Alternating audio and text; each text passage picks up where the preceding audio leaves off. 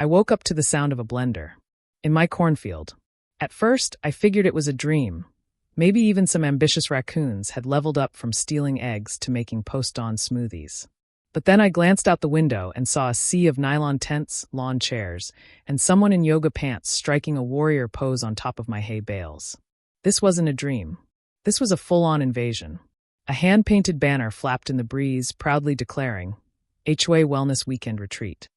I swear, there was a man in a glittery robe leading a meditation circle like he was some fringe cult leader. I hadn't rented my land out. I hadn't agreed to anything. Heck, no one had even asked. Yet there they were, chanting Kumbaya, sipping mimosas, and treating my farm like it was the VIP section at some New Age Coachella for suburban escapists. I didn't know it yet, but this was only the beginning. That surreal morning would kick off one of the most ridiculous, dramatic, and bizarre weeks of my life. The HOA had declared war on my farm, and they had no clue who they were messing with. I woke up to the sound of a blender. Outside, in my cornfield. At first, I figured I was dreaming. Maybe the raccoons had finally advanced past stealing eggs and moved on to crafting breakfast smoothies. But one glance out the window shattered that illusion. A sea of nylon tents. Foldable lounge chairs. Someone in yoga pants doing the warrior pose, on top of my hay bales. This wasn't a dream. This was a full-on invasion. A handmade banner flapped in the wind, proudly proclaiming, HOA Wellness Weekend Retreat. And I kid you not, there was a man in a sequined robe guiding a meditation circle like he was the guru of a yoga cult. I hadn't leased out my land. Hadn't given anyone permission. Hadn't even been approached. Yet there they were, singing Kumbaya, sipping mimosas, desecrating my property like it was Coachella for spoiled suburbanites. What I didn't realize was that morning would be the start of one of the wildest, most absurd, and mind-boggling weeks of my life. Because the HOA had just declared war on my farm, and they had no idea who they were dealing with. I threw on my boots, skipped the coffee, and stormed out the door, Duke, the dog, trotting right behind me, tail wagging like we were just heading out to check on the fence. I passed the barn and stomped down the gravel path toward the field, where the camping crowd looked like they'd crawled out of some glossy lifestyle catalog. There were pop-up tents, inflatable lounges, someone piloting a drone, and yes, a full-on portable espresso setup running off a stolen extension cord that I followed straight back to my irrigation outlet. It was 7:14 a.m., and I was already brimming with rage. I got halfway there when a woman in a salmon-colored pantsuit stepped into my path like a velvet rope bouncer. "Good morning," she chirped. "We're just setting up for the morning sound bath. Want to join? We've got extra mats." I blinked. "This is my land." She tilted her head like I was speaking gibberish. "Oh, you must be the neighbor." "No, I own this field. That barn. That tractor. That cow that's looking at you like you owe her alfalfa? All mine." Her smile faltered, and she let out a dramatic gasp. "Oh, this is awkward. Rick told us it was fine to camp here. You know Rick, our HOA liaison." "There is no Rick," I said flatly. She frowned like I'd just questioned her religion. "Well, Rick reserved it for the weekend. I'll go get Cornita. She's our president." Of course there was a Karen. And naturally, this one had upgraded to a Latin-flavored version, Cornita, which sounded less like a person and more like a brand of wine cooler. Sure enough, a few minutes later, she arrived in oversized sunglasses, a glittery visor, flanked by 2 clipboard-toting assistants, sipping cucumber water like she was hosting a corporate summit. "You must be the caretaker," she said, smiling like I was just a hiccup in her agenda. "Owner. And what the hell are you doing on my property?" Her lips curled into that smug smile people wear before saying something truly unhinged. "We're holding a wellness retreat for our HOA board and a few honored members. Rick, our social outreach officer, coordinated it. We were told this was part of the shared green belt. There is no shared green belt. This is a functioning farm." "Well," she said, waving her manicured fingers like they could erase facts. "We're already set up and the itinerary is locked. Yoga at 8. Journaling at 9. Kombucha truck at 10. You brought a kombucha truck to my farm? Technically, it's a mobile hydration unit." I was ready to start yelling, but then someone turned on a massive speaker and started blasting pan flute music. A barefoot man in a silk kimono began twirling through my corn rows. Duke barked. One of my cows looked mortally offended. "You've got 10 minutes to clear out before I call the sheriff," I said. Cornita didn't blink. "We've reviewed our bylaws. Your bylaws mean nothing here. Shitsked. No need for hostility. We're bringing visibility and positive energy to your land. Visibility? This is a cornfield, not a damn art exhibit. She gave me a shrug, turned on her heel, and barked orders into a Bluetooth headset. Her lackeys started setting up a crystal altar between the tomato rows. I stood there, dumbfounded.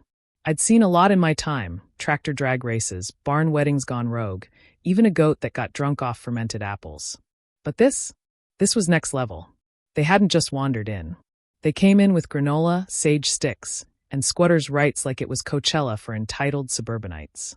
I called up the sheriff's office, but they were understaffed and told me someone would swing by when they could, which, in rural speak, meant sometime between now and the apocalypse. I texted my neighbor June. She replied with just one line: "Don't you dare do anything until I get there with popcorn." For the rest of the morning, I stood there like I'd wandered into an alternate dimension. They built an obstacle course using hay bales. Tried meditating with the cows. One guy even mistook my beehives for some kind of artisanal honey sampling station. He got stung on the ear and blamed the hostile chakra, energy radiating from the pasture. I gave talking to Cornita one last try, but she was knee-deep in a healing circle. Everyone writing their HOA grievances on dissolvable paper and dropping them into my irrigation ditch like they were letting go of trauma. "You're going to regret this," I told her. She gave me a beatific smile. "We believe in love here. You won't once the cows come through." She laughed. That smug little laugh people use when they think you're bluffing. Like the idea of cows crashing her essential oil enlightenment seminar was so ridiculous it had to be a joke.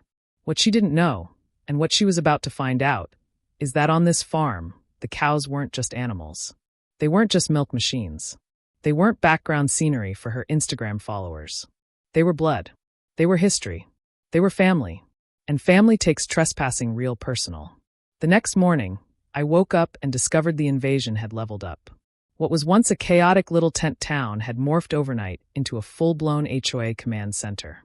They'd hung solar-powered fairy lights between my fence posts, planted handmade signs that said things like Peace Grove and Harmony Field, and set up a welcome booth staffed by a bored teenager in a neon vest. He claimed to be the parking compliance officer.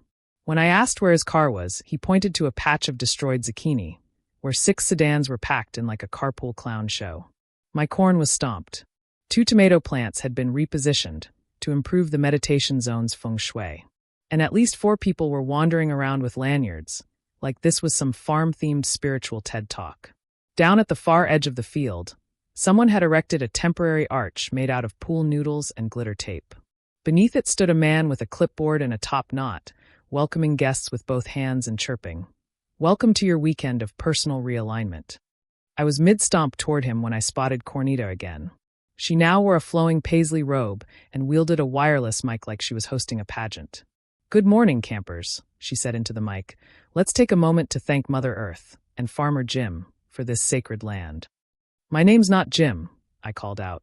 "It's Dan, and you're still trespassing." A few people clapped, like I was part of the act. One lady near the hay bales shouted, "We love your vibe, Jim." My blood pressure was climbing. But instead of blowing up, I turned and walked straight back toward the barn, not to surrender, but to gather witnesses. When I got to June's place, she already had 2 lawn chairs out and a thermos she called observation whiskey. She handed me a glass and pulled up a live stream on her phone.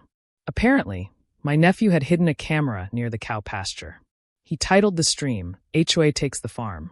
15,000 viewers. The comment section was gold. "Is this a cult? Can we airdrop glitter from a crop duster? This is wild."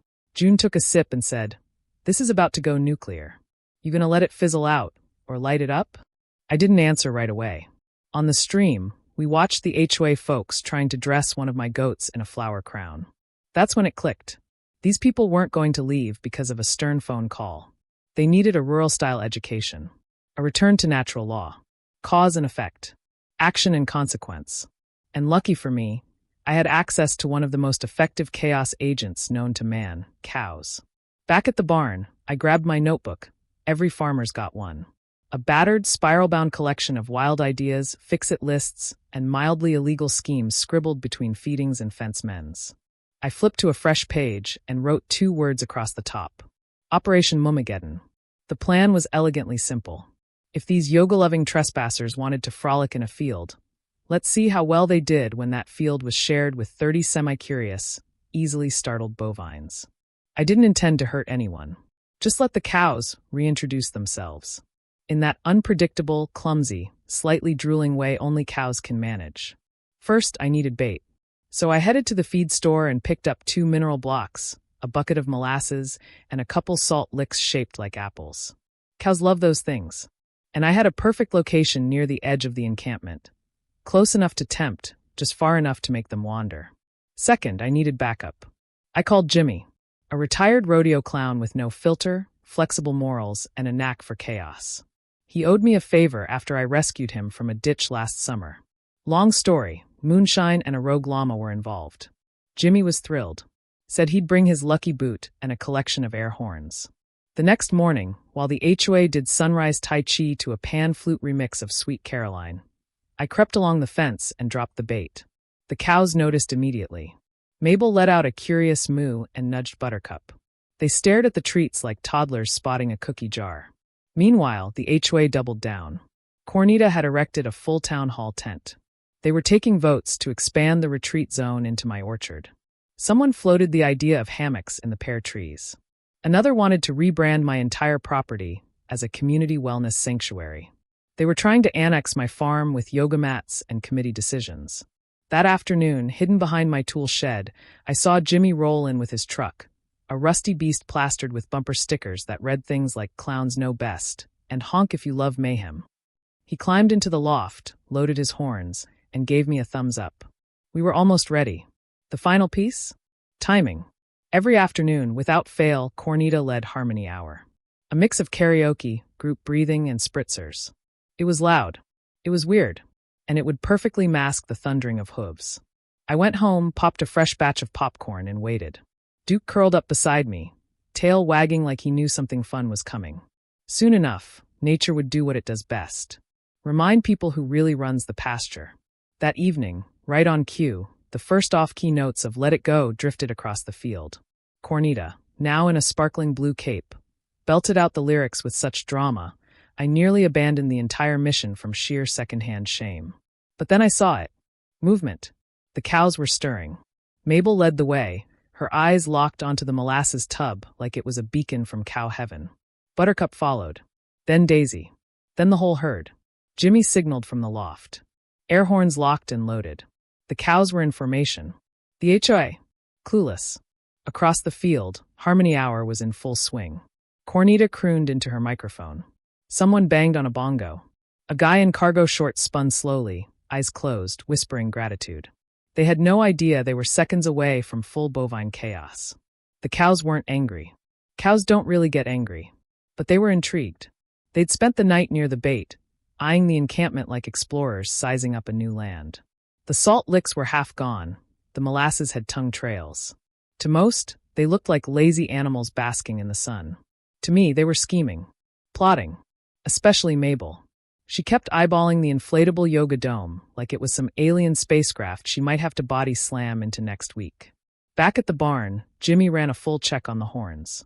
He wore earmuffs and a serious face like this was a military drill. He brought 4 horns, each tuned to a slightly different tone. Said the variety increased bovine disarray. I had no idea if that was true, but the man's boots were already covered in cow pies and his eyes gleamed with chaos. So I trusted him. June showed up with 2 folding chairs and a whole cooler of snacks. She'd already texted half the county. Soon, neighbors wandered over, some under the guise of checking fence lines, others pretending to inspect barn beams. None of us believed the HOA had any right to be there. But nobody wanted to stop the show either. This wasn't just revenge. This was a rural re-education, a cultural reset, a reality check for folks who thought boundaries meant HOA fences and fine print. By midday, the HOA was neck-deep in vision planning hour. Cornita stood beneath the glittery noodle arch, now duct-taped and holding a dream catcher, waving around giant white bards filled with erasable nonsense. She spoke like a CEO, thought like a squirrel. This quadrant, she said, gesturing toward my pumpkin patch, would be perfect for a cedar tub spa experience. Imagine bamboo fencing and eucalyptus steam. Someone in back asked, "Do we have eucalyptus trees?" Her answer? "We can manifest them." I was eating a sandwich behind the tractor when I caught Jimmy's signal. 2 quick mirror flashes from the loft. The cows had formed up. They were lining themselves behind the bait trail like it was a red carpet. Their path would take them straight through the northern edge of the HOA's tent kingdom. Mabel stood at the head, tail twitching. Buttercup flanked her. Daisy and the twins brought up the rear. It didn't look like a herd. It looked like a biker gang with hooves. Jimmy raised the first horn. I nodded. The blast ripped across the field like a sonic boom. The HOA froze. People dropped their yoga mats. Karenita's whiteboard flipped off its stand and smacked her right in the face. And then it happened. The cows surged. Mabel thundering forward with all the grace of a charging dump truck. Buttercup right behind. Daisy mooing like a battle cry. It wasn't rage. It wasn't speed. It was the sheer, unstoppable force of 30 cows on a mission. The HOA had no idea their spa day was about to turn into a stampede. By the time the sun eased over the treetops the next morning, the cows were getting antsy. Not mad, mind you. Cows don't do anger the way people do. But they were clearly curious.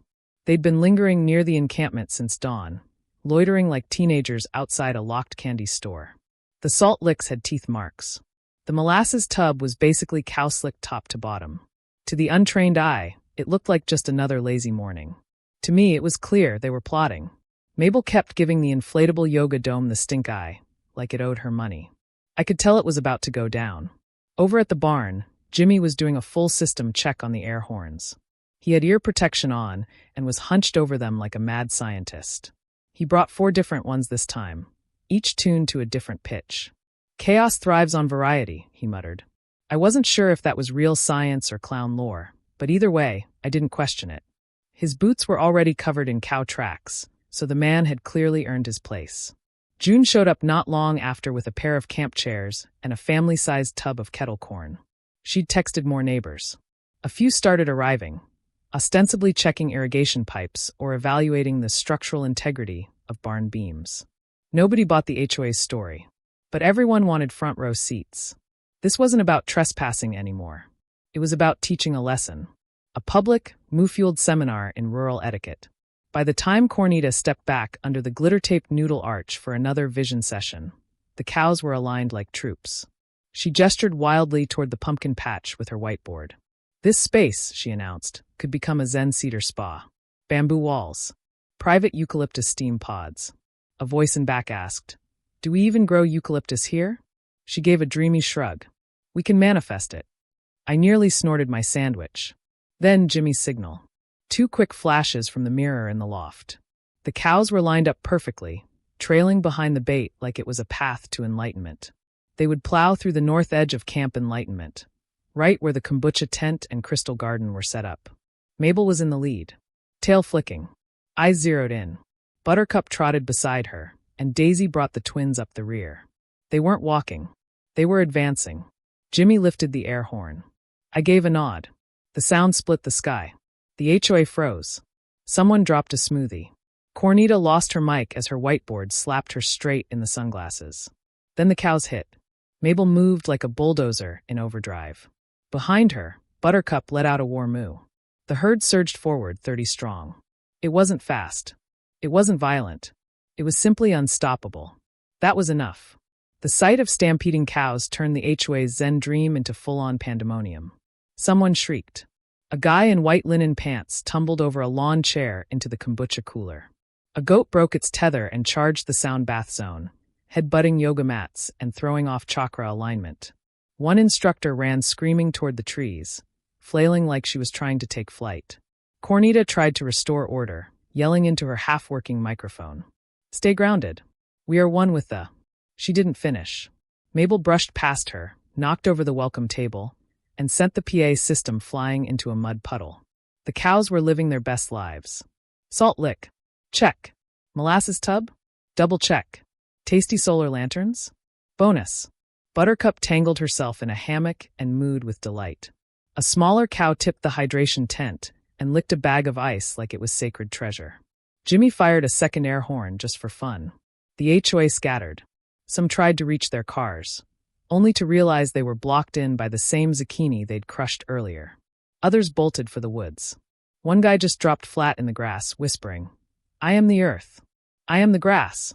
Through all of it, I stood back, arms crossed, chewing a stalk of wheat. No guilt. Not even a flicker. They'd treated me like the outsider. Like the land was theirs. If being steamrolled by cows caused a bit of a personal crisis, that's a them problem. Eventually, the sheriff rolled in. Not because someone called him, but because his wife was watching the live stream and said he had to see it. He pulled up, got out of his cruiser, scanned the scene, and let out a laugh.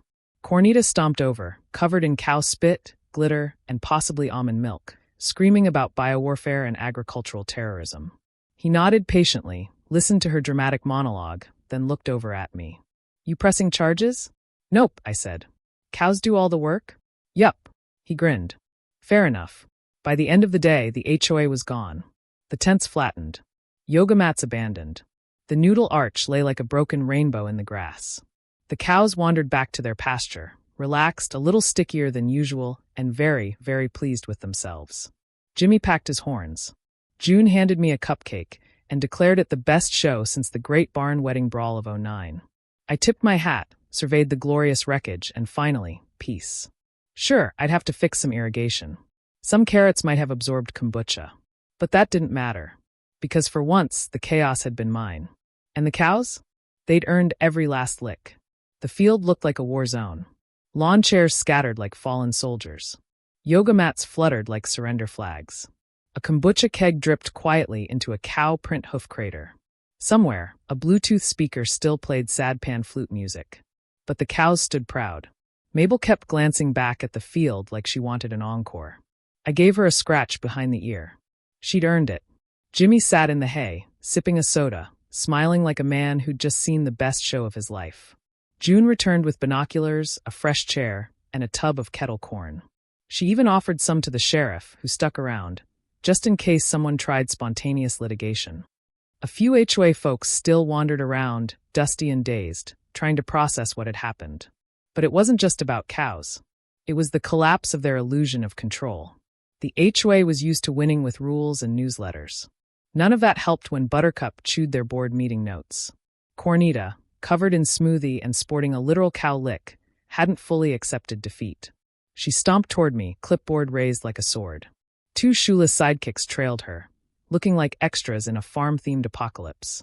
She jabbed her finger at me. You'll be hearing from our lawyers. I stared at her for a second, then replied calmly. You trespassed. She flipped her clipboard dramatically and pointed to a paper clipped on the front. We were under the impression this was unclaimed communal land. Your bylaws don't apply out here, I said. This isn't a subdivision. It's private farmland, fenced, taxed, surveyed, and paid for with 2 decades of busted knuckles and 4 a.m. wake-ups. But Rick, she started. Rick doesn't exist, I reminded her. And if he did, I'd sue him for impersonating a land fairy. She blinked, as if I'd just spoken Elvish, then shifted tactics. You could have seriously injured someone with those animals. You mean the cows you tried to feed incense and wrap in silk scarves? Her mouth tightened into a line so sharp it could have sliced zucchini. She turned to the sheriff. This was reckless. Endangerment. He should be cited. The sheriff scratched his chin, then gave me a lazy side eye. Dan, you released the cows? Nope, I said. Just left the gate open. They made their own choices. He nodded slowly, turning back to her. Ma'am, you were trespassing. If you'd like to file a report for being licked by livestock, I won't stop you. But as far as I can tell, no laws were broken. Unless we count goat napping. The blood drained from her face. The goat, now lounging in a kiddie pool someone had abandoned, let out a satisfied bleat, like he was backing the sheriff up. Realizing she was losing, Cornita made one last flailing attempt. We'll sue for damages. The tents. Our equipment. All ruined. June leaned in, voice dry as toast. You mean the stuff you illegally set up on someone else's property? The sheriff cleared his throat. Actually, ma'am, that might not go how you think. We've got footage. Live streams. Drone angles. Pretty sure any court in the county would dismiss this before opening arguments. That finally did it. Karenita's shoulders slumped. She lowered the clipboard slightly. We just wanted to build something beautiful, she muttered. For a fleeting moment, I almost pitied her. Until I remembered she'd tried to rename my pumpkin patch the Peaceful Rejuvenation Zone. I stepped forward. Look, I get it. You wanted a place to stretch, vibe, sip your mushroom fizz. Fine. But next time, Do it on your own land. And leave the cows out of it. She said nothing, just turned and walked away. Her 2 barefoot lieutenants followed, each carrying a shoe in one hand and defeat in the other. One of them tried to salvage a folding chair, but it collapsed like a sad accordion. The sheriff gave me a casual salute, got in his cruiser, and drove off, leaving behind a dust cloud and a final echo of pan flute music. By that evening, most of the HOA crowd had vanished. A few lingered long enough to grab whatever wasn't chewed, stomped, or licked. Jimmy helped me corral the cows, who were still nosing through abandoned snack bins. June snapped pictures of the carnage. She was already planning a scrapbook titled The Great HOA Uprising. I finally got a moment to sit on my porch with Duke, cold drink in hand, breeze rolling through the pasture. The sun dipped low, casting golden rays across the now empty field. The cows lounged contentedly. The farm was at last quiet, until I heard the hum of an engine. A rental truck pulled into the drive. I stood slowly. A man hopped out with a clipboard, jittery with awkward energy. "Hi. Delivery for Dan. Daniel Miller? This is from the HOA West Neighborhood Leadership and Legacy Committee." My eyes narrowed. "What is it?" He popped open the truck. Inside, a large crate labeled in cursive, "Gourmet Cow Treats, Grass-Fed Lavender Infused." There was a note taped on top. I peeled it off. "Dear Mr. Miller, on behalf of the remaining board, we apologize for the recent misunderstanding. Please accept this peace offering. Effective immediately, Cornita has resigned. There will be no more field retreats.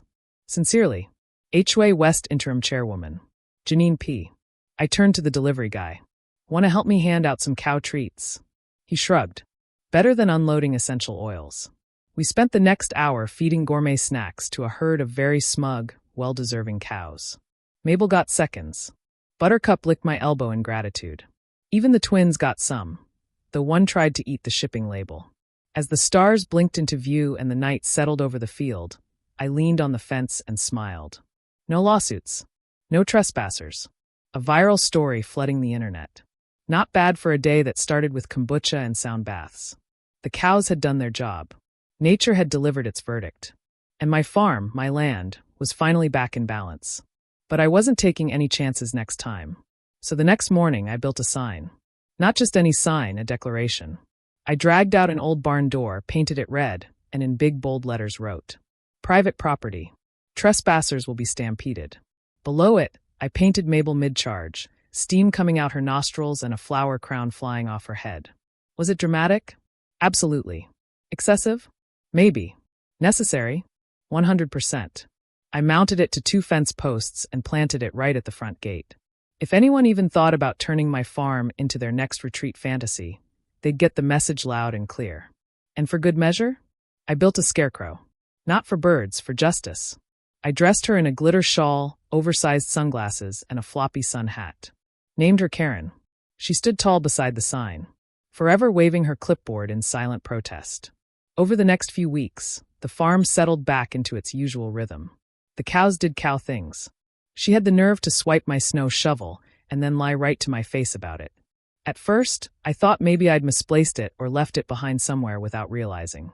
We'd just been hit with 8 solid inches of snow overnight, and like any homeowner who doesn't want a surprise skating rink by noon, I was ready to clear my driveway.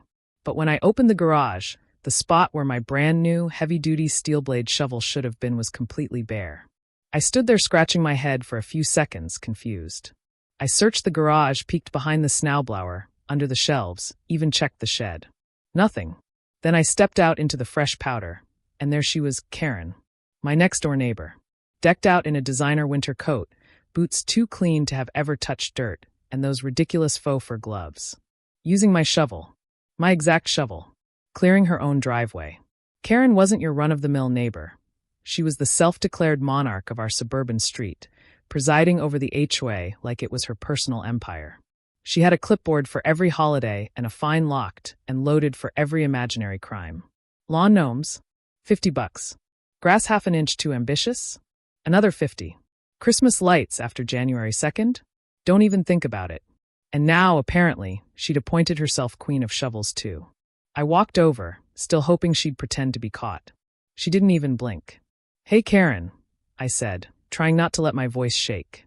"That shovel looks exactly like mine." She glanced up, blinking slowly like I'd interrupted her solving world hunger. "Oh, this," she said, all innocence. "You gave it to me last week, remember?" I almost laughed. "No, I didn't. I just bought it.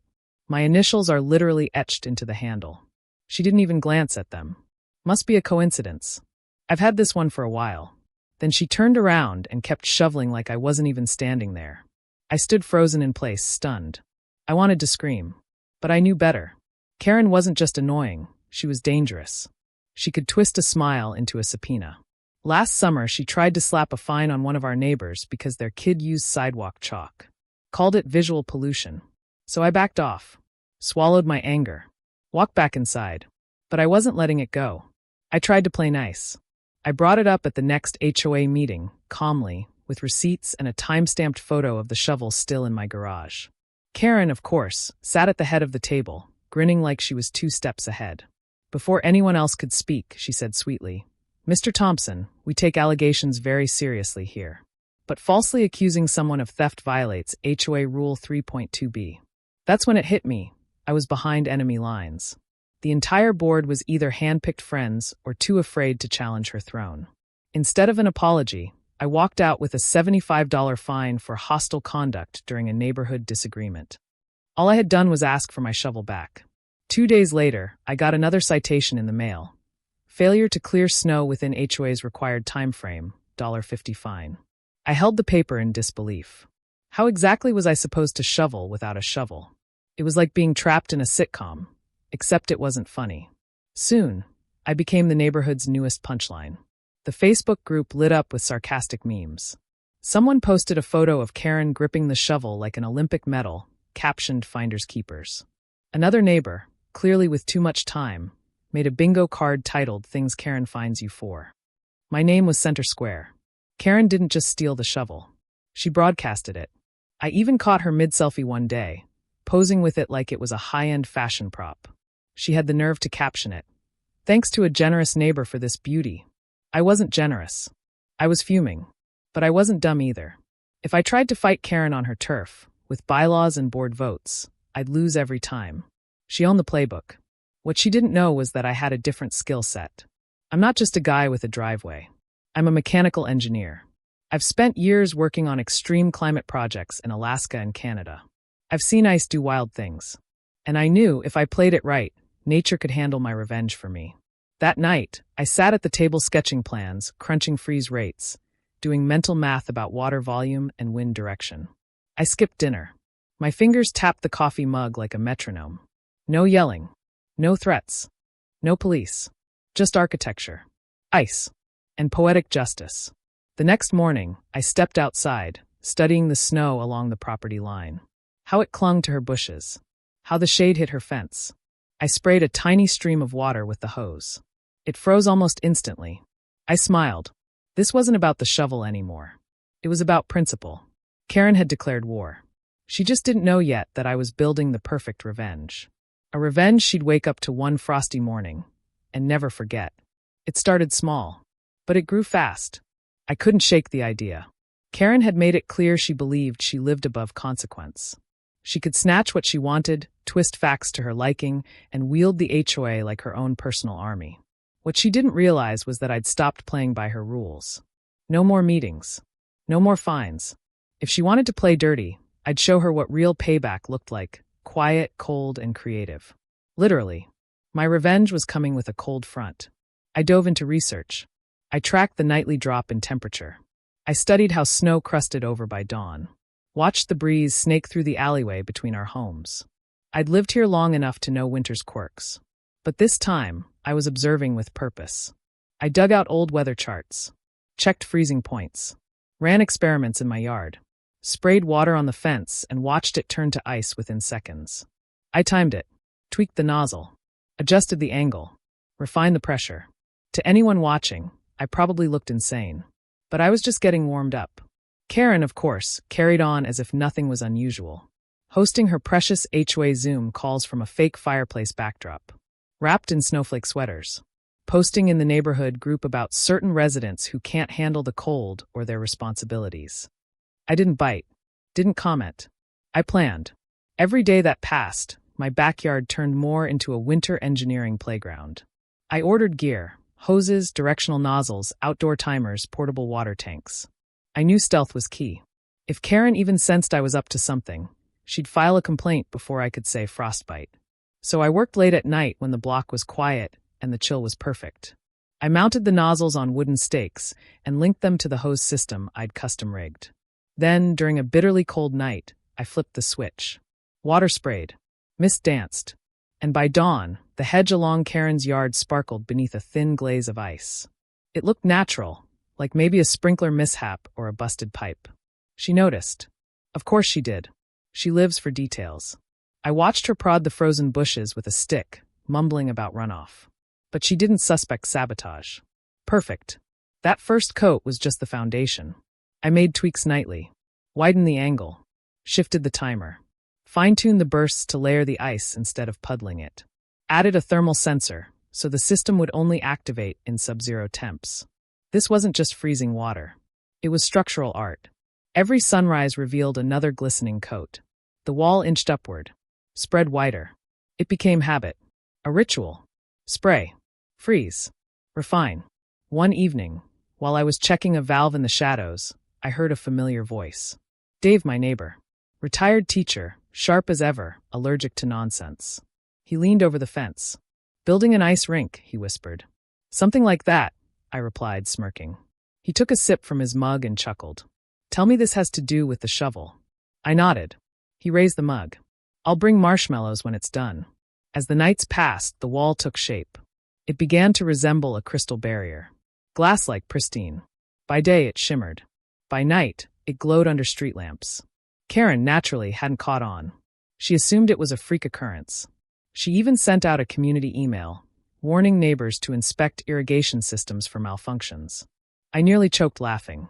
She didn't realize my setup had nothing to do with the house. Water tanks were filled by hand. The timing was exact. The spray was subtle, and it all stayed strictly on my side. To the outside world, it looked like nature was having a moment. But then she finally took notice. One morning, she stomped out in her obnoxious purple coat with a clipboard and a yardstick. She measured the ice on her side of the hedge. I watched her from my kitchen window as she scribbled a note, scowled, and marched back inside. Later that day, I got a letter. Citation warning. Excessive ice encroachment. Please resolve immediately.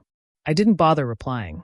There's no law against natural snow or ice collecting on a property, so long as I wasn't intentionally causing it. And I wasn't. Not directly. I kept the water entirely within my line. The wind and temperature did the rest. That night, I ran the system again. The mist settled like a ghost. The cold locked it in place. The wall inched higher. By the end of the week, it stood nearly 6 feet tall. A frozen boundary spanning our property divide. Glassy layers reflected the sky by day and bathed in street lamp amber by night. Karen was fuming. She called the city. An inspector came, took one look, and shrugged. It's winter, he said. Can't ticket the weather. Karen's face turned crimson. She couldn't prove anything. I hadn't touched her land. I hadn't built anything permanent. I hadn't violated a single rule. She had no clue how far I was willing to take this. But I did. And the best part wasn't just the wall itself. It was the look on her face. That dawning horror. That realization she wasn't in control. Not this time. Not even close. This was only phase 1. I had 3 more sides to go. 3 more freezing nights. 3 more poetic lessons to deliver. That night, I fell asleep to the quiet hum of the pump and the smile of a man avenged. The frost was now my partner. The wind my silent ally. And Karen, well, she was just beginning to understand. And just in case, the cold didn't scare me. But I hoped it scared her. The second wall rose faster than I'd planned. Once the system was dialed in, it was practically self-operating. I topped off the tanks in the evening, adjusted the nozzles, and let the weather handle the rest. The temperatures had dropped even lower, ideal for solid, thick layering. While Karen was busy updating HOA newsletters and sending out her weekly passive-aggressive emails, I was building a frozen fortress 1 inch at a time. Every morning, the wall grew stronger, higher, wider. It crept along the backyard line like a glacier made out of spite. This wasn't just a snow pile. It was solid ice. And it was beautiful. By the 5th night, I'd completed the second stretch, turning the L-shaped border between our properties into a reflective ice curtain. When the sunrise hit it just right, it threw shimmering light onto her kitchen windows. The irony was so delicious, I half considered making a cup of hot cocoa to toast the view. Karen? She was unraveling. She started pacing in her yard each morning, stomping through the snow like she was hunting for clues in a true crime podcast. Clipboard in hand, tape measure swinging at her side like a sword. She measured everything. Depth, width. Once, I saw her lean over the wall to check how far it extended past the shrubs. She slipped, face first into a snowdrift. I didn't laugh. Okay, I absolutely laughed, but only from inside the garage. The next day, I got another letter. It was worded even more dramatically than the last.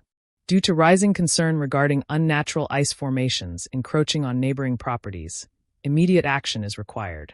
Unnatural ice formations. I nearly framed it. That same afternoon, a second inspector showed up.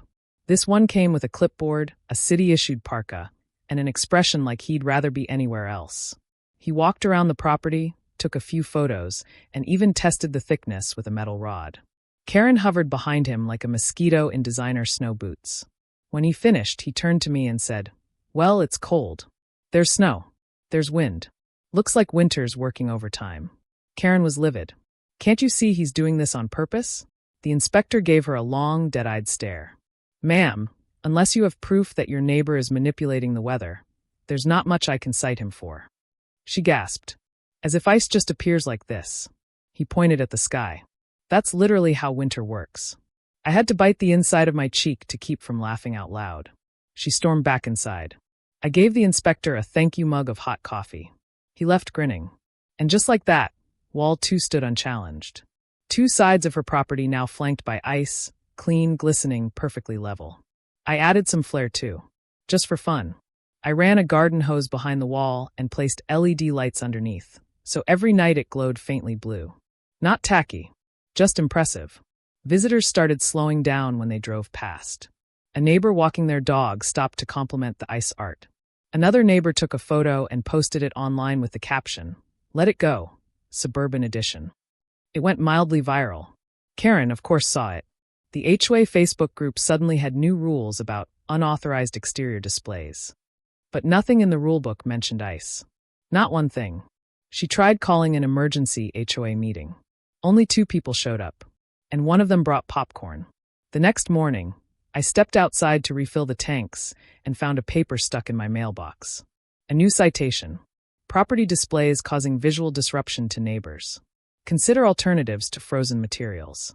Consider alternatives. As if I had installed a billboard made of lasers. That's when I knew. I'd won. She was desperate, clinging to regulations that didn't apply, swinging her clipboard like it still had weight. But she was powerless, because everything I'd done, every drop of water, every frost line, every icy edge, was completely on my land. A perfectly legal, absolutely devastating boundary. By the time the third wall went up, the ice had officially become neighborhood legend. It wasn't just a cold inconvenience anymore. It was a monument. Kids walked by after school to stare at it. Some took selfies beside it, like it was a seasonal tourist attraction. One family even used it as the backdrop for their holiday card. Karen hated every second of it. She tried to play it cool, pretended it wasn't bothering her. But the twitch in her eye every time someone pointed a phone in her direction said otherwise. And still, she couldn't stop it. Not legally. Not logically. Not even with her beloved rulebook. Every complaint she filed came back with the same answer. It's winter. Snow and ice happen. And unless I was breaking a pipe on purpose or dumping water directly onto her land, she had nothing. The best part? The weather was on my side. That week, a cold front rolled in with single-digit temperatures and a wind chill sharp enough to make grown men cry. Perfect conditions for a fourth and final masterpiece. I had already outlined the perimeter, mapped out the spray pattern. The final wall would wrap around the front yard corner, facing the street. The most visible, the most photogenic, the most poetic.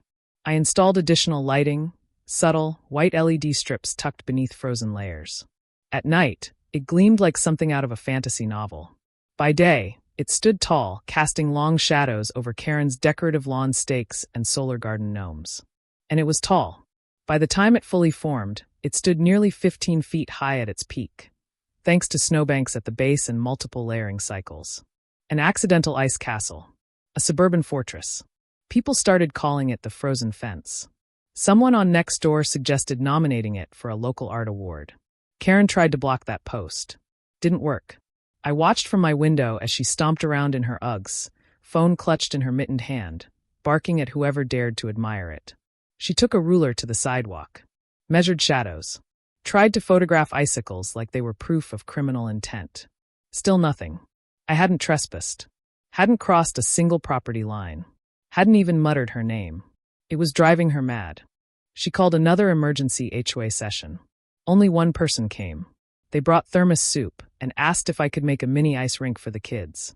Karen stopped speaking to me directly. She switched to passive-aggressive notes on my mailbox. Please consider the environmental impact of excessive water use. Salt can damage lawns. Remember, good neighbors build community, not walls. Each one went straight to the fridge. I turned them into magnets. A gallery of pettiness. But then things escalated. One morning, I found a plastic cone on my driveway. A cheap traffic cone. Spray painted with the word hazard in red. Subtle. Real subtle. I checked the cameras. Karen, caught red-handed, dragging the cone across her lawn at 6 a.m. in the dark like she was pulling off a high-level heist. I didn't confront her. Didn't respond. Just printed the screenshot and added it to my magnet collection. Let her stew in silence. Because by now, the story had gotten too big to contain. A local blogger caught wind of the tale and reached out for an interview. I declined, but June, the neighbor from across the street, gave a full play-by-play. With photos, quotes, diagrams. The post exploded. Overnight, people were sharing it on social media with hashtags like #IcewallJustice and #ShovelWars. Karen was now not just a local villain, she was a meme. Someone made a TikTok set to dramatic orchestral music, showing a time-lapse of the wall growing. It got over 1 million views. My phone buzzed constantly. News outlets started reaching out. I ignored them. Karen did not. She released a statement through the HOA condemning targeted climate-based intimidation. Climate-based intimidation. I nearly cried laughing. She demanded an ice removal plan. The city shrugged, said it would melt naturally, eventually. Her fury hit a new peak. She started walking around in ski goggles, like she was prepping for battle. At one point, she hired a guy with a leaf blower to try and thaw the edges. Didn't work. He slipped. Quit on the spot. By mid-January, the wall was a local attraction. Drivers slowed to admire it. Neighbors took turns posing beside it. Even the mayor drove by once. Karen retreated indoors, closed her curtains, turned off her porch lights. The queen of the block, dethroned by water and wind. It wasn't about the shovel anymore. It hadn't been for weeks. It was about power, about pushing back, about reminding people that even in the suburbs, in winter warfare there are no HOA rules, only ice and consequences. The shovel, by the way, never made a comeback. Karen never returned it, never apologized, never even acknowledged that it had once belonged to me. For all I know, it's hanging in her garage like a trophy, a quiet monument to the power she used to think she had. And I didn't care. I didn't need the shovel anymore. I had the wall. I had peace. I had the satisfaction of knowing I'd played her at her own game and beat her without breaking a single rule. That, in itself, was worth every frozen hose and frostbitten knuckle. By late February, the thaw finally started. The sun crept higher in the sky. Temperatures nudged their way above freezing. The wall softened. Drips formed. Edges rounded. Mabel, the wall's unofficial mascot, according to June, looked a little soggier each day. And still it stood. It took over a week for the ice to fully recede. First the front wall fell, crashing down in great shimmering slabs like melting castle gates. Then the backyard collapsed in chunks. Karen watched from behind her blinds the entire time. Didn't say a word. Didn't poke her nose outside. Didn't touch a single ice shard. Even as the snow melted and grass peeked through, she kept her distance. Which, honestly, was the nicest thing she'd ever done. When the wall was completely gone, I cleaned up the hoses, packed away the timers, and patched up the lawn where the tanks had left dents. The yard looked normal again. Peaceful. But it wasn't the same. Something had shifted. Not just in Karen's posture or her carefully neutral glances. In the neighborhood, people smiled more when they passed. They waved longer, talked a bit louder, as if the wall had burst more than a pipe, It had broken a spell. Even the HOA meetings changed. Karen still attended, but she no longer led. Janine had quietly stepped into the president's role sometime in March. She didn't make a big deal about it, just started running the meetings with a calm, clipboard-free approach. The bylaws remained, but the fear vanished. Nobody worried about chalk drawings or late trash cans. Because everyone remembered. Everyone saw. That winter, we'd all learned something valuable. About boundaries. About consequences. About creative problem solving. And maybe, just maybe, about sticking up for each other in subtle, silent ways. One Saturday morning, June dropped by with a gift. A framed photo of the wall, taken at sunrise. The light hit it just right, turning it gold and blue like stained glass. At the bottom, she'd written, "He who builds walls can also build peace." I laughed, then hung it in my garage above the new shovel I bought. A backup, of course. Just in case. But I had a feeling I wouldn't need it. Karen kept to herself after that. No more mailbox notes. No more sudden citations. Her lawn decorations grew fewer. Her HOA posts slowed. She was still there, still peeking from windows. But something had changed. Maybe she finally realized that power isn't about being loud. It's not about clipboards or rules or snow shovels. Sometimes the quietest response carries the most weight, especially when it's made of ice. That winter taught me more than any HOA meeting ever could. About patience. About precision. About poetic justice. I never raised my voice. Never filed a complaint. Never took it to court. I just waited for the weather to listen. And it did. Oh, it did. The wall's gone now, but the memory isn't. People still talk about it. New neighbors ask about the infamous ice thing. Kids make snow forts and name them after it. There's even a joke in our HOA bylaws now, Section 14.1b. No artificial igloos or spontaneous ice barricades unless unanimously approved by the board. Everyone knows it's about me. And everyone laughs. Even Janine. Even Dave. Even on rare occasions, Karen. That winter, something changed. Not just the snow. Not just the neighborhood. The ice wall became more than a prank. It was history. People ask me sometimes if I'd do it all again. If I'd spend weeks in sub-zero wind. If I'd haul water by hand every night.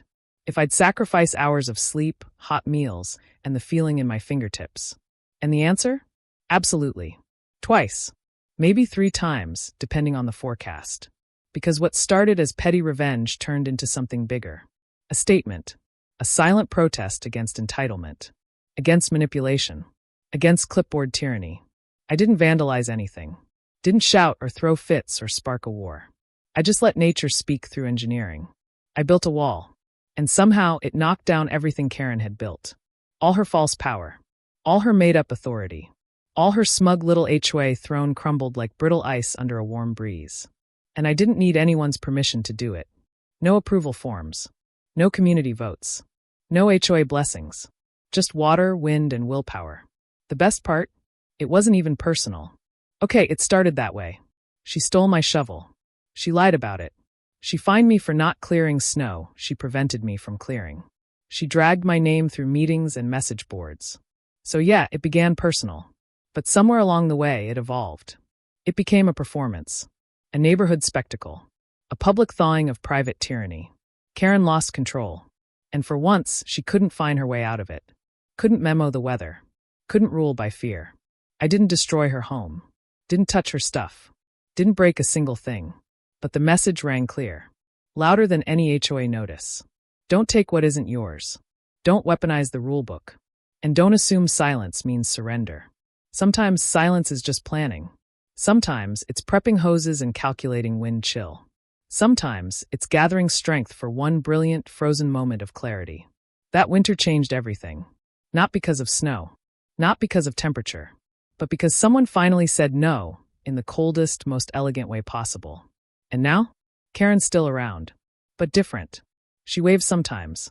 Keeps her decorations minimal. Her clipboard's nowhere to be seen. The HOA runs smoother. Neighbors laugh more. The power shifted, not through aggression, but through creativity. People don't fear the board anymore. Because they know the board can be beaten, by art, by logic, by a hose in the dead of night.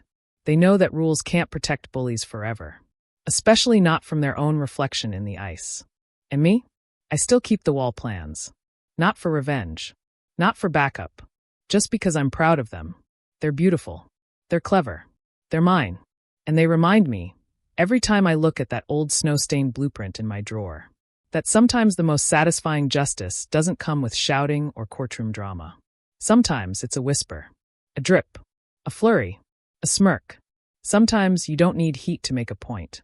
Sometimes you just need a long winter, a bad neighbor, and a hose. People ask if it was worth it. Every frostbitten finger, every sleepless night, every passive-aggressive email, and every single frozen drop of it?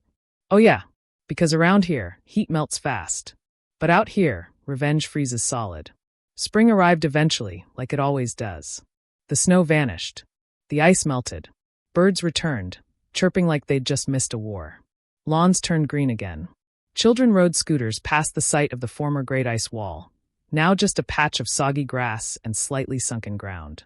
But the legend remained. People still talked about it. New neighbors were briefed on the snow shovel incident, like it was a rite of passage.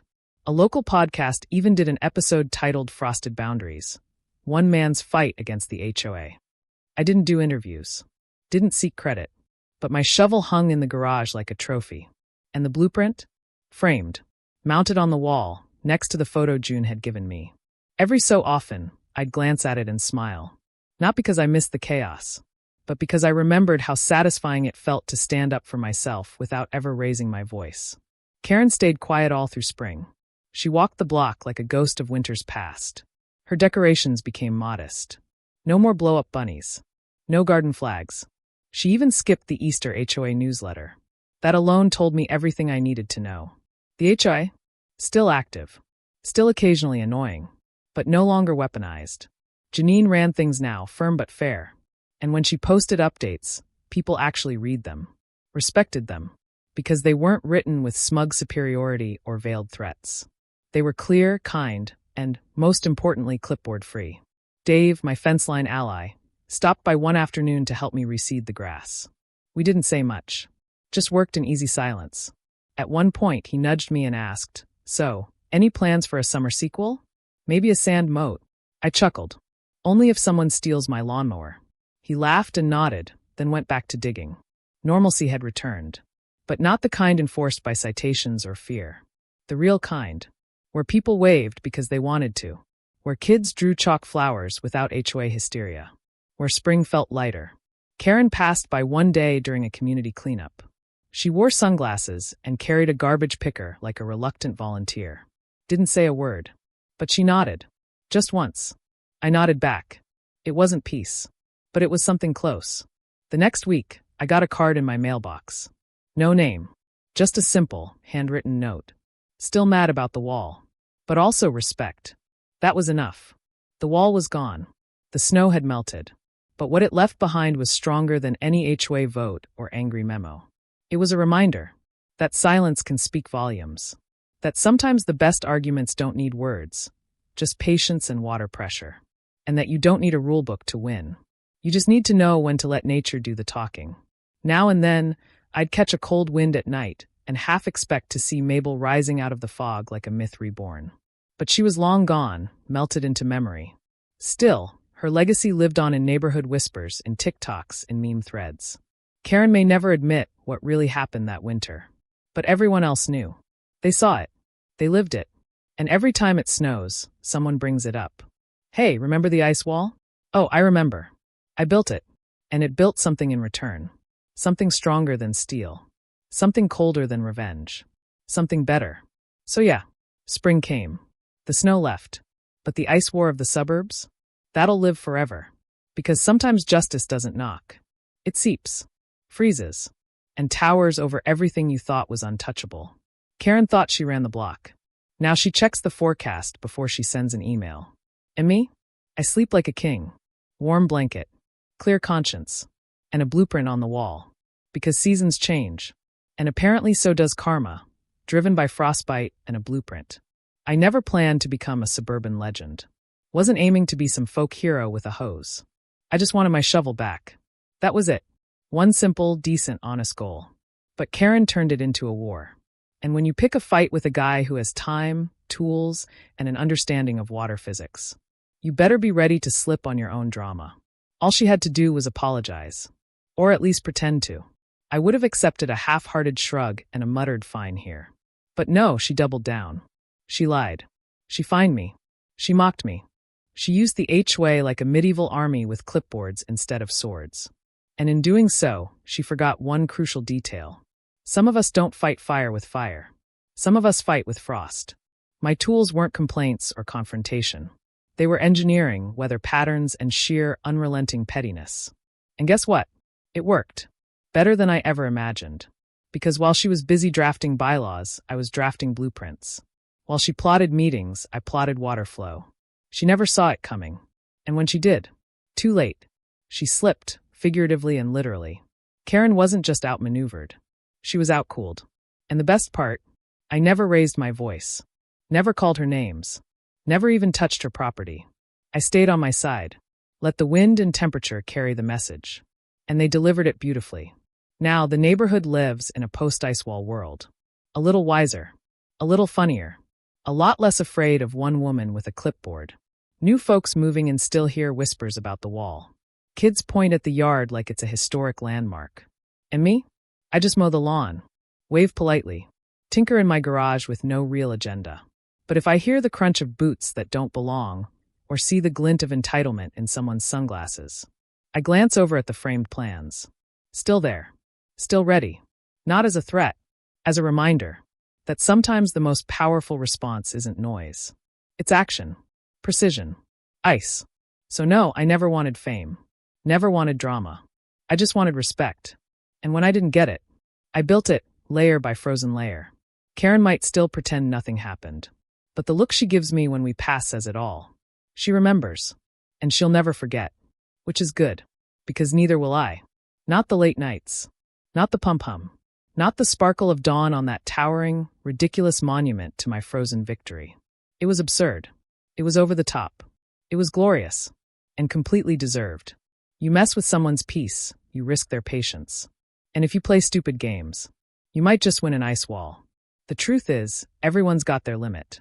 Some people snap loud. They yell. Throw things. Post unhinged rants online. But others? We plot. We build. We measure temperature and water flow with a smile. Because for people like us, revenge isn't just about getting even. It's about doing it right. With elegance. With patience. With undeniable results. Karen thought she knew how power worked.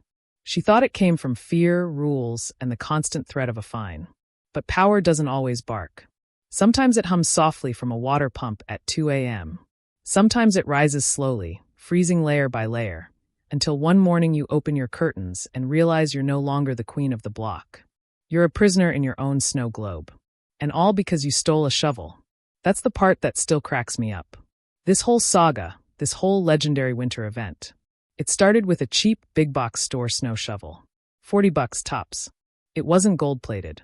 Didn't have laser edges. But it was mine. And that made it worth defending. Some people don't get that. They think letting things go is noble. That ignoring injustice makes you the better person. But sometimes letting go just teaches people they can take more. Karen had taken plenty from other neighbors before me. Little things. Decor violations. Holiday light deadlines. Even a neighborhood kid's lemonade stand got shut down once. Health code violation, she claimed. Nobody pushed back. Until me. Not because I was braver. Not because I had more time. But because I had had enough. And I had just the right mix of knowledge, stubbornness, and ice. Literally. I'll be honest, there were moments I almost quit. When the hose froze. When my hands went numb. When I stared at a barely there wall and wondered if I'd lost my mind. But every time I thought about stopping, I saw her face. That smug grin. That clipboard. That who's gonna stop me energy. And I knew I had to keep going. Because it wasn't just about the shovel. It was about every kid told not to chalk the sidewalk. Every family fined for a garden gnome.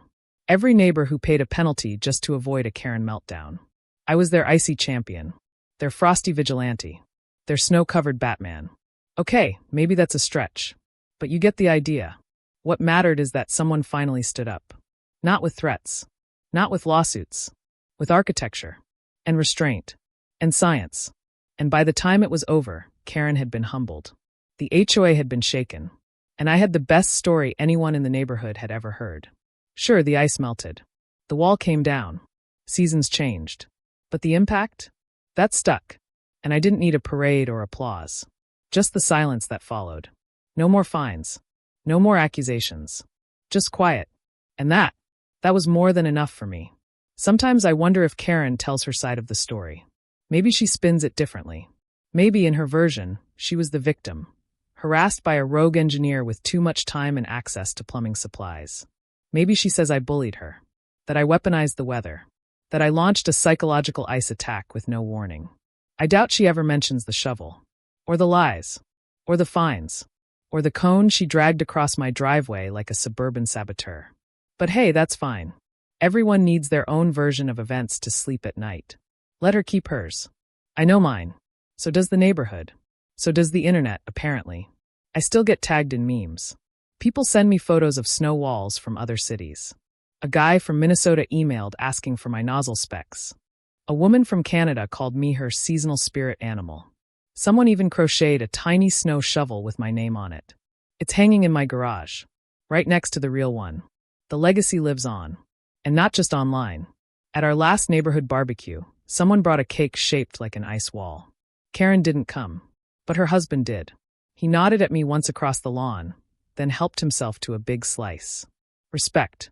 The new HOA structure is peaceful. Meetings are boring in the best way. Fines are rare and reasonable. Decorations are back. Sidewalk chalk flourishes. It's almost like a real neighborhood again. And I like that, because I never wanted control. I just wanted fairness. And now, we've got it. People still tease me. Call me Jack Frost. Ask if I'm prepping a summer edition, maybe a sprinkler maze or a solar-powered disco fence. I smile and shrug. Let them wonder. Truth is, I don't need another project. The point's been made. Loudly, clearly, and with minimal noise. Karen still avoids eye contact. But once, she did rake her lawn all the way to the edge of my property line. Didn't toss a single leaf over. Progress. Every now and then, I get the itch to build something again. Not out of spite, just to see if I still could. But then I remember the frozen fingers. The late nights. The hours hunched over frostbitten hoses and stubborn nozzles. And I smile. Because I did it. I really did it. I built a wall with water. And froze a legacy into suburban history. Not with violence. Not with lawsuits. With science. With patience. And maybe just a dash of petty vengeance. And somehow, that was enough to reshape an entire community. So yeah, let Karen tell her story however she wants. Let her spin it with dramatic sighs and tragic monologues. I won't stop her. But I know the truth. And so does everyone else. Because in this neighborhood, sometimes the pettiest revenge leaves the biggest footprint. So here's what I've figured out. If someone crosses a line, steals from you, mocks you, tries to turn your life into a game they control, you've got options. You can fight back the usual way. Yell. Argue. Write angry letters. Escalate. Or you can outthink them. Outbuild them. Outfreeze them. And if you do it right, you don't just win. You educate. That's what the ice wall was in the end. A freezing, glittering, 15-foot-tall reminder that not every fight needs fists or fire. Sometimes a little engineering and a whole lot of patience can rewrite the rules. Karen didn't just lose a battle. She lost the illusion that she controlled the narrative. She learned, probably for the first time, that pushing the wrong person might get her pushed back. Quietly, legally, elegantly. And now, years later, even after the snow has long melted and the blueprints are yellowed and tucked away, people still talk about it. Still smile when they drive past the corner lot where justice once froze in place. It's funny how something so cold can leave behind something so warm. Neighbors bonded over it. Kids drew cartoons about it. It became a shared story, one that reminded us all that no one is untouchable. Not even Karen with her clipboard and newsletter empire. And me? I moved on. Not away, just forward. Built a new shed. Planted a better garden. Helped organize the fall potluck. Normal stuff. Peaceful stuff. The kind of stuff that doesn't need retaliation or frosty architecture. But every winter, when that first snow falls and I pull my new shovel from its rightful hook in the garage, I pause, look at the fence, take a slow breath, and smile. Not out of spite. Not because I miss the chaos, but because I remember that sometimes the best stories come from the coldest days. And sometimes the best victories aren't loud or obvious. They're built quietly, deliberately, layer by layer. in the middle of the night, with a hose, a blueprint, and just enough frostbite to keep things interesting.